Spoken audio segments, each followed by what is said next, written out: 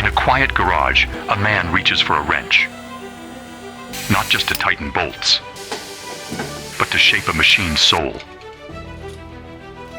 Each movement, calm. Each detail, deliberate. His name is Kamine. For decades, he has crafted machines with care, not haste. Engines rebuilt by memory.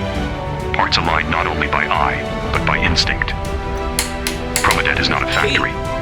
It's a forge, where precision breathes, where passion burns. Here, tuning is not a process. It is a philosophy, passed down, not taught.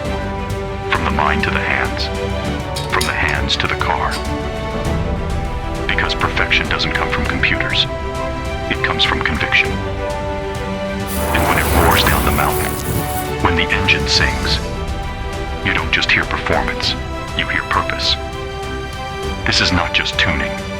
This is Promodet, engineered by hands, driven by heart.